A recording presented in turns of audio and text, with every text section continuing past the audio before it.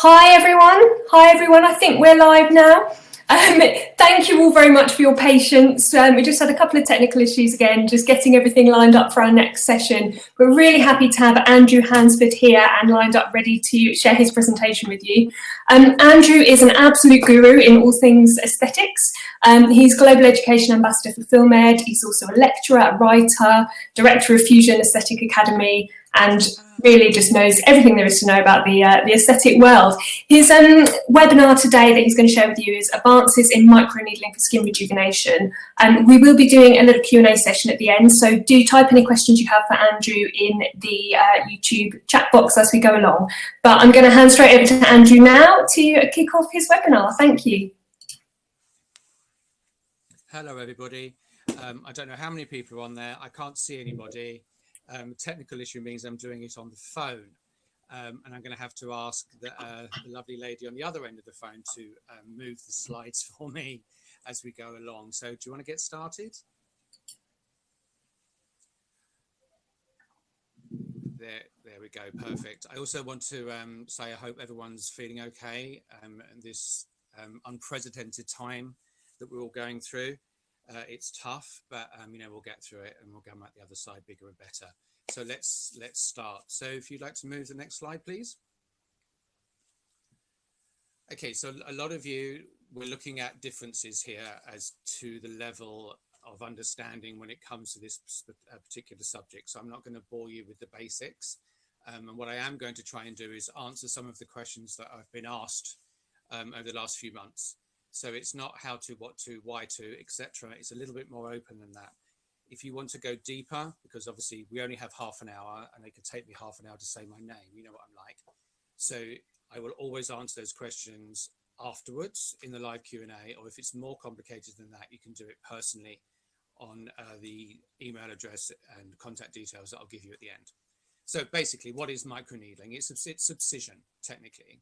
So subcision comes from a medical standard and involves a tri-beveled hypodermic needle, which basically goes underneath scar tissue, breaking away the sinew to allow the tissue to rise. This started or caused a controlled trauma, which in turn started a wound healing response. And that tissue, not only was the scar removed, the tissue underneath became far better and more because of collagen induction. That's where it started from a medical standpoint.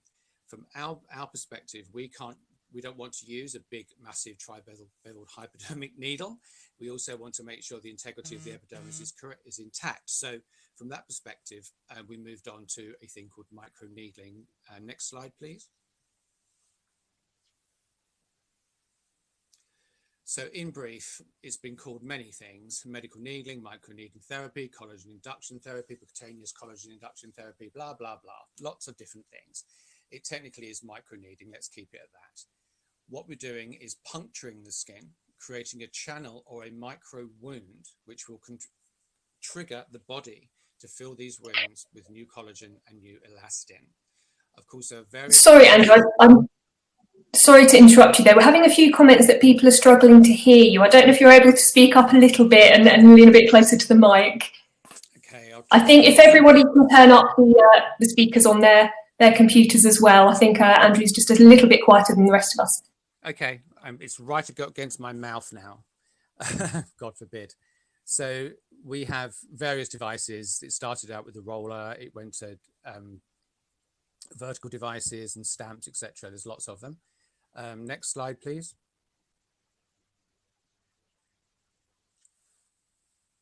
Oh. So the benefits, there's many of them. It's a very good procedure for many things and very safe. Its basic connotations are fine lines and wrinkles, skin rejuvenation, skin tone and texture, restore youth by effectively tightening and lifting and thickening the skin, reduction of pore size.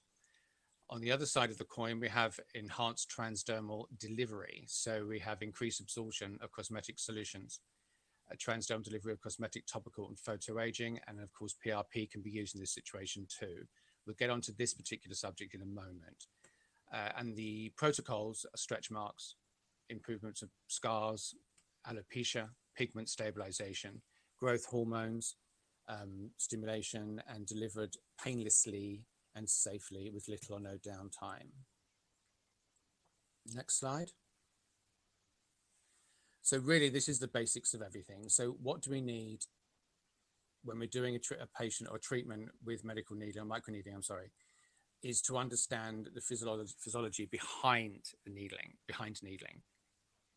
If you don't understand this, it's not worth continuing. And I'm sure you guys are more well aware than this, but I'm just going to go through it briefly. So what to look for and to understand is to the correct functioning of the skin barrier defense. So we are preserving the epidermis. We want to strengthen the epidermal junction. We want to optimize cell-to-cell communication. We want to maintain the health of keratinocytes. Nutrition plays a part, topical application of creams, of course, and cell manipulation, love that, which release growth factors from differentiation to proliferation and growth. And cytokine, which is a signaling molecule, which will help the communication between cell to cells. Next slide. So our skin, okay, an amazing mystery. The more that is revealed, the more we understand how much is the most overlooked organ in the body. Skin is the factum of organs processing a variety of functions unmatched by any other, from survival to social communication. A barrier against the outside world with millions of nerve endings that help us feel our way through life. It's also a wall and a window. Yes, it surrounds us physically, but it is also exquisitely physiological. Our skin is not just an amazing material, it is a lens through which we learn about ourselves. It teaches us to respect the millions of microbes that accompany us on our journey, to be sensible, not radical about what we eat or drink, to revere, not fear the sun, and our skin confronts us with our own mortality. That's something that I listen to constantly in treatment. So we know this, you know this. This is something that I try and explain to clients when I talk to them, to try and make them understand that this organ, the largest organ in the body, the one that we totally abuse, the one that is lazy and needs a bit of a slap on occasions. We spend our time worrying, or from a medical standpoint, every organ has a condition. If we have a problem with our heart, our liver, our lungs, we will listen to a doctor and go through the processes of fixing that condition, which doesn't take 5 minutes. With the skin, because people don't treat it as such an organ, they don't realize, or it's difficult for them to understand, that to get a strong treatment protocol and a correct and positive outcome, it doesn't take 5 minutes. There isn't instant gratification. It takes time. It is an organ. So a mad thing, every square centimeter, so the size of your tiny fingernail, is 70 centimeters of blood vessels, 55 centimeters of nerves, 100 sweat glands, 15 oil glands, 230 sensory receptors, and approximately 500,000 cells that are constantly dying and being replaced. Think about that for a few seconds. It's pretty crazy.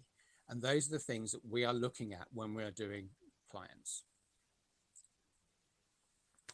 Aging, okay. Oh, I hate it. We all have it, can't help it. So chronological aging, we all hear this. We have so-and-so's obviously got good DNA. Well, yes, that's true, but look at it. Chronological aging is 20%. Environmental is 80, which is pretty impressive, which means we have 80% chance of helping. In that situation, this is in consultation, most definitely. So environmentally, what are we doing wrong?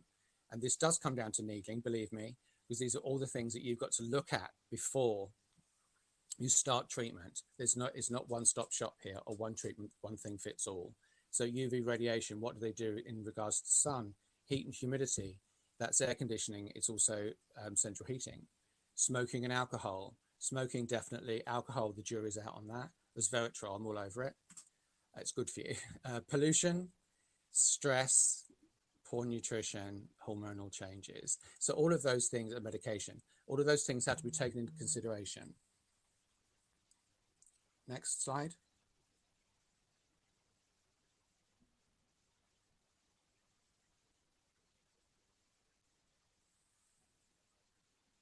Oh, she's following up behind me. Brilliant. There you go. Okay, so this is probably the most important slide. So what we're looking for here is, yes, we are puncturing this tissue. Yes, we are causing a wound, but we need to understand why that is happening. So in this situation, we're looking at the growth factors that are responsible for regeneration. And this is a great slide because it takes away the old adage where, you know, deep is better, blood and guts, pain, trauma, downtime, blah, blah, blah. All that happened a good few years ago. So now we're looking at the growth factors, as I said, responsible. So when we look at the epidermis, so we're looking at superficial. The epidermal regeneration is the epidermal growth factor, amazing. The keratinocyte growth factor is responsible for cellular turnover. They're now my two best friends. Now, as I said to you at the beginning, cells talk to each other, every single one of them. They have no choice. So why did we spend our lives going down to the fibroblast growth factor, which is very deep, causing huge trauma, the possible deposition of the wrong form of collagen, as we know there's 16 of them, when possibly that's not what's necessary. If the epidermal growth factor and the keratinocyte growth factor are working consistently and are happy, they will do it anyway. They will tell the fibroblast growth factor that it needs to work. It will tell the vascular endothelium. So we're looking at understanding that cell. I hope that makes sense because it's very important.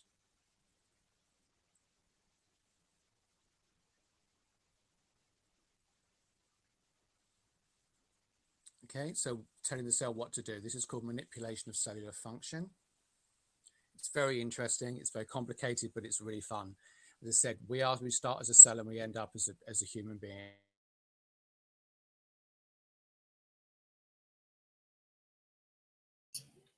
Oh, I think we might have just lost Andrew. Oh, sorry, Andrew, the screen froze slightly there. If you could just repeat that last bit. Okay, sorry. Understanding cellular communication is the key to everything when it comes to aesthetic medicine or to understanding all the different things, because every cell has its own job to do. They communicate with each other. If they get upset in any way, things start to happen. So we need to know that we don't upset them and that we make sure that we keep it calm and happy. The perfect ecosystem is the best analogy. Next slide. Okay, this is a big one. You may want to flick, there's a couple of other, there you go, perfect. I've popped this in here because I've been looking at a lot of social media platforms, Facebook, etc. And all I keep seeing is not the discussion on how to needle, when should I needle, but what should I use to do it. Needling is a standalone treatment. It's there on its own. It's to create a wound, to kickstart the rejuvenation process, all of the wound healing response, to produce collagen. There is a place for topical products, absolutely, but it isn't the be all and end all. You can cause problems with topical applied products. It can make the treatment worse. So your initial consultation or thought process is, how is this needling going to work with this particular treatment? And then if you need to or can use a topically applied product, then go for it. But that is where it gets a tiny bit more complicated, and a little bit more understanding needs to be brought in, which I'll mention in 1 second. So with cornea therapy, so this is quite new in some respects. It's related to cornea biology, which is the physiological, biologic, and biochemical process of the stratum corneum. So people spend all the time going, oh, we don't worry about that. We don't really care. Well, you do need to care. So the stratum corneum and the lipid barrier send signals to the living epidermis below it, which influence regenerative processes into the deeper layers of the skin. So what I'm basically saying again is I'm going back to superficial. So that's telling you that those guys, the cornea therapy, the stratum corneum and the lipid barrier, is going to send all the signals that you want in relationship to regeneration. Next slide, please. So what to use? Okay, this one could go on forever, but as you said, we haven't got loads of time. So the need for polycomponent mesotherapy, yes, for targeting dysfunctional fibroblasts, anti-aging, mesotherapy solutions, favorable environment for optimal fibril dermoblast cell function, of course. So we have certain ones which we know are very valid. So vitamin C, ascorbic acid, we know it's one of the best antioxidants out there. It speeds up DNA synthesis and is essential for collagen synthesis. Sorry, my mouth's going dry. Vitamin A, which everyone's banging on about as the most amazing thing in the world. Yes, it is, but not for everybody. We all know that there is a difference between retinol and a prescription grade retin A. So retinol is amazing, but again, it's used sporadically or systematically depending on the treatment that you're going for. If that person has sensitive skin, thin skin, then absolutely not. Vitamin E, we love. It's an incredibly high level of antioxidant. It controls the physiological regeneration and starts the repair process. So yes, I do agree that in lots of cases, using a topically applied product whilst needling is very, very important. However, there is a caveat. Next section. Okay, so the most important thing from my perspective is a CE registration. A lot of products on the back of them say not for injection, for topical use only. That kind of says what it says on the tin, doesn't it? Because a needling device is an injection, a form of injection. Now, I'm not saying that any of these products are bad. What I'm saying is I need to make sure that my client is 100% safe. And knowing that that product has a CE registration for injection means that it is. To make sure that it comes in a bottle that is sterilized by filtration. This preserves all the natural ingredients because obviously vitamins, minerals, amino acids, etc. Need to be maintained. Historical data, we definitely need that, which is shared. And the highest grade ingredients, which are proven and are shown to you.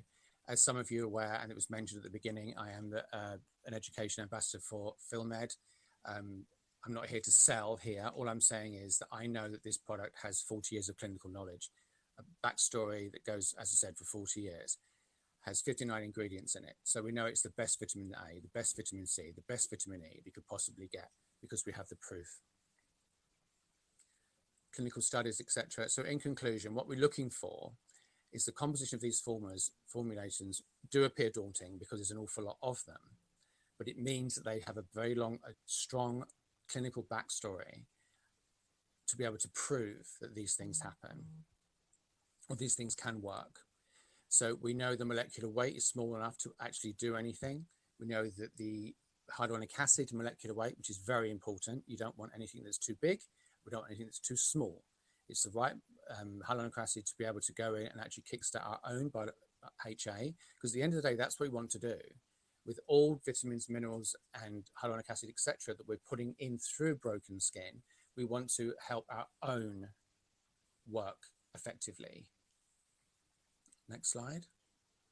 Maintain the skin status quo. I love that. So the whole protocol behind medical needling, what is it? It's a wound healing response. Of course it is.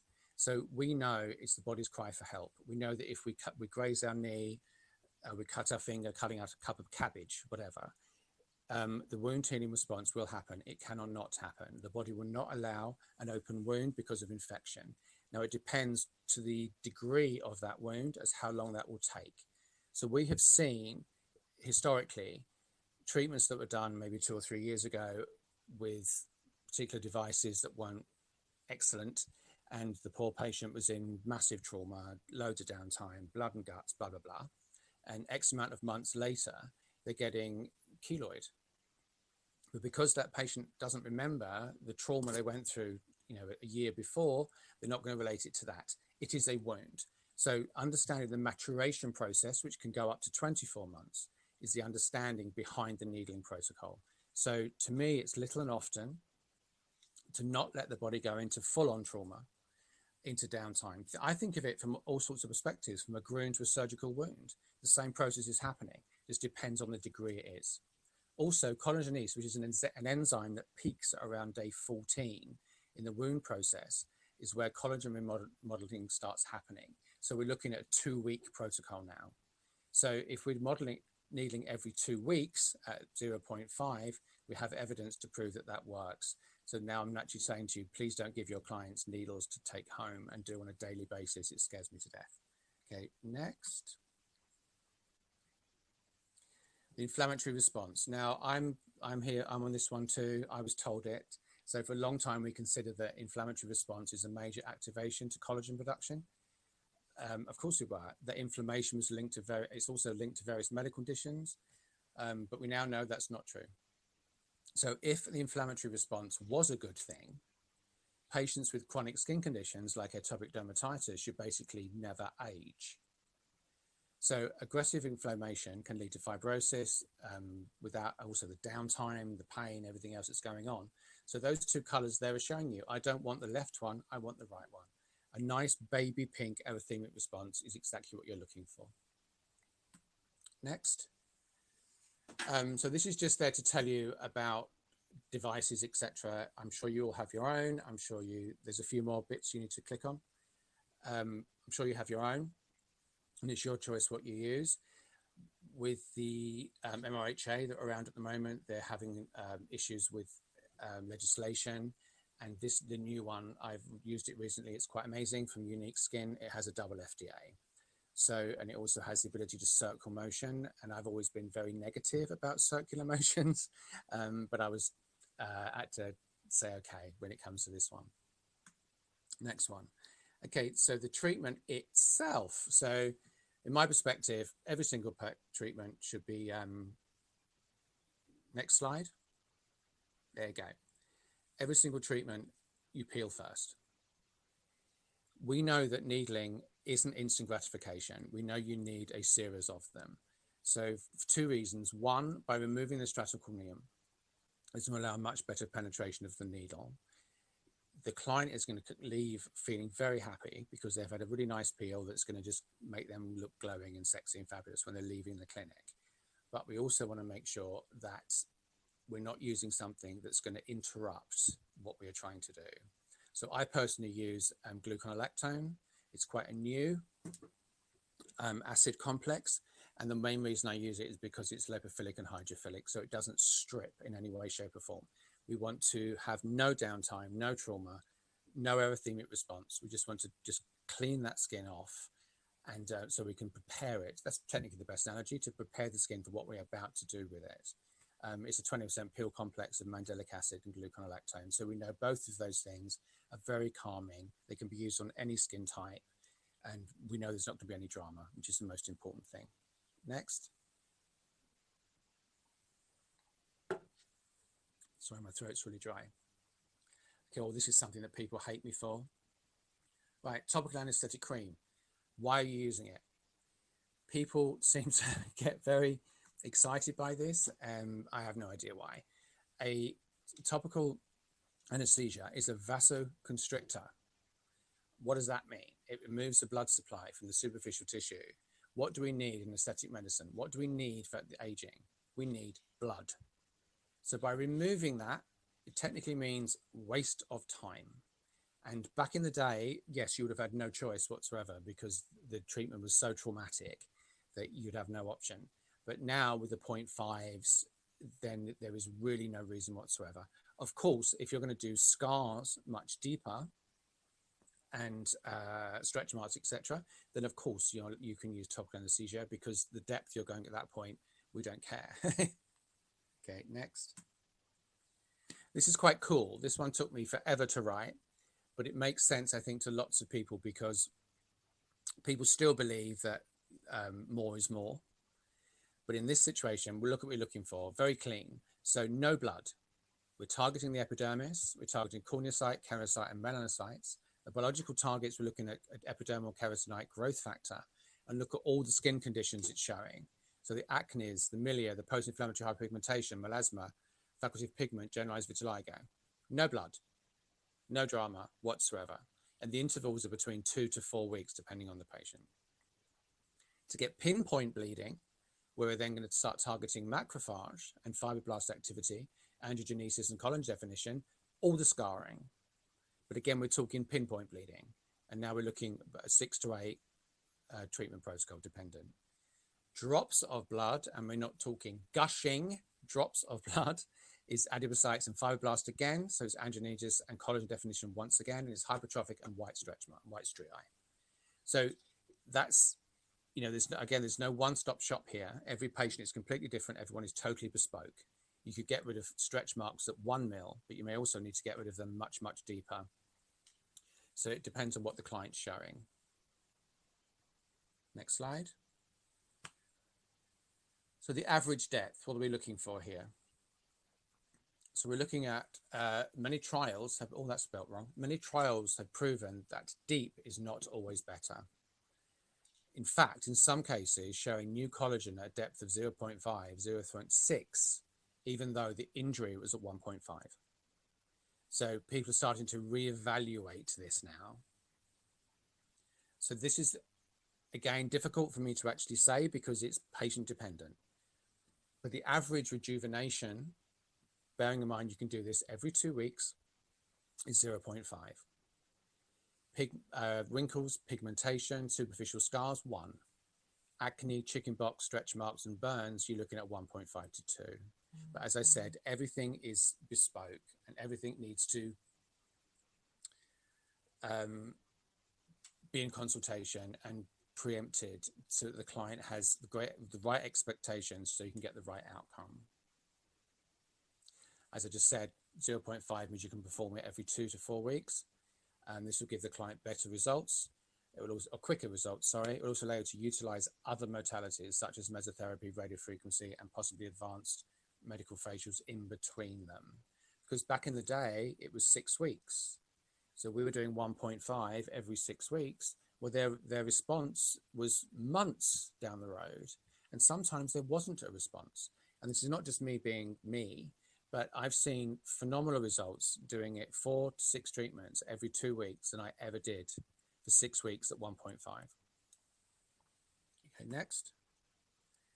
So in summary, what are we doing? Needling is not a magic wand. We need to address 3 things. Cellular communication, a total understanding of cellular function, work with it and not against it. Diagnosis or underlying cause. This determines the desired length of the needle, the frequency of treatments, and what topical product to apply during treatment, if needed. And like I've said, it's not always needed. It's not your go-to. Products, what do you use during treatment and afterwards to maintain them? Okay, so that's really it in a nutshell. I hope I haven't rambled on too much. There's some dates there on that last slide where myself and the amazing Jason Gale, he's amazing and very handsome, is doing some free webinars for you to help. In his perspective, is helping with your business in this awful time we're going through right now. For me, I'm just going to be rambling on about lots of things like I normally do. But I also do education outside of this environment too. So if you have any questions regarding like more understanding of medical needling, or you want to upgrade your knowledge on mesotherapy or anything else, just contact me and I'll be more than willing to help you. We've got a lot of time on our hands right now, so we really can. So I guess now it's Q&A time, is it? Yeah, amazing. Well, thank you so much, Andrew. I think everybody who has been watching via the live YouTube link has been commenting how useful the advice is and how much they're learning. So thank you. We do have a few questions in as well, which is great. So the first one is somebody's just asking, they want to order some home rollers and serums for their patients. Any advice on which you'd recommend? You want my honest truth? Thing is, again, I just said it, you know, where are these home rollers coming from? I mean, I've got a trust issue. This is my thing. So if you tell your client to do it once a week, they're not going to. Are they going to put too much pressure on them? Are the rollers clinical? Where do they come from? Where are the needles? The serums, what are they doing in regards to where are they coming from?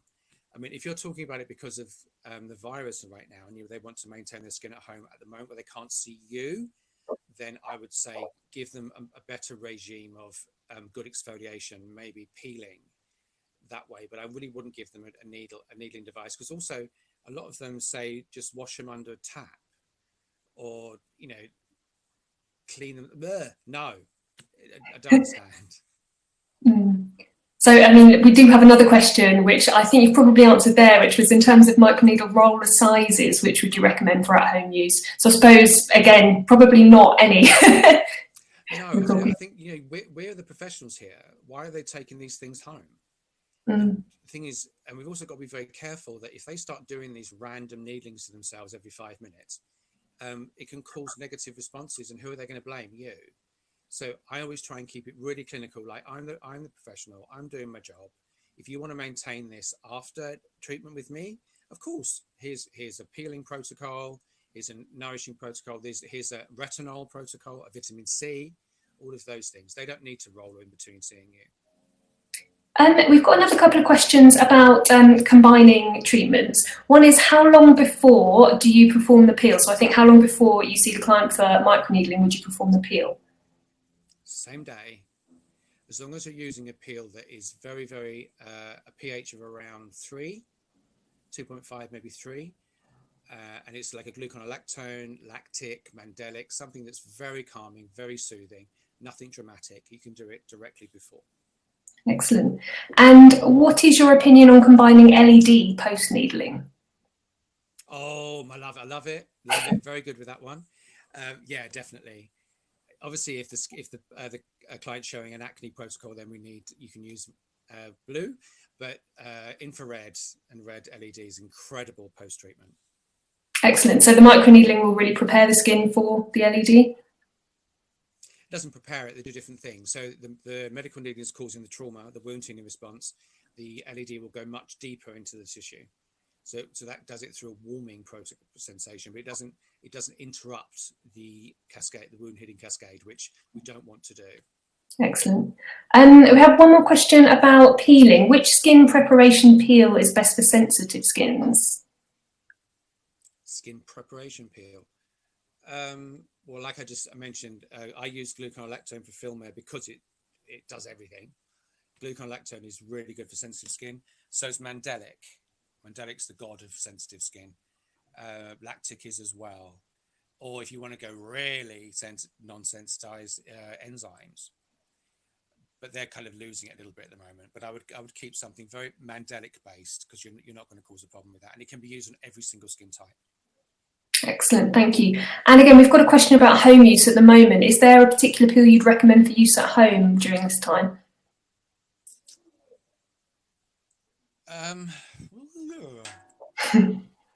Well, I think that's difficult because you don't want them to take home your clinical products to take home with them. But if your product line has like a peel mask or an exfoliator of some description, I would give them that, because they can use that consistently, maybe 2 or 3 times a week, which will give them the end result anyway. People do get very excited about peel. But if you give them a good exfoliator, one that isn't all grainy, that's going to cause traumatic response, you can get ones that have got retinol in them, that's just going to do it slowly, use it 2 or 3 times a week. They'll have a perfect end result. Excellent. One more question about combination treatments. Somebody is asking, can you use microdermabrasion as peeling, I think ahead of the skin needling? No, I personally don't, no. I mean, you probably could if it was on like the lowest possible setting, but that's quite traumatic to the skin sometimes. It causes a little bit of micro wound. I'm not against it, far from it, but I think it's more about you want to let the skin, because that's what peels do, technically dissolve it, but much more naturally. If you're using microdermabrasion, it kind of rips it a little bit, which could cause possible inflammation with any topical product you put on. Okay, thank you. Is there any more questions from anybody? I think that might be it for today. Otherwise, not seeing any others coming through, so I think we will wrap it up there. But thank you so much, Andrew, and thanks for bearing with us through the technical difficulties. But we got there, and I think that went really smoothly. So thank you so much for sharing all your knowledge today. Really appreciate having you with us. To everyone who's watching, we'll be back at 5 with our next webinar, so make sure you join us then. And you can see the full lineup over on the website, professionalbeauty.co.uk, and then just click on Virtual Beauty Week at the top. Thanks, everybody. Thanks. Good luck.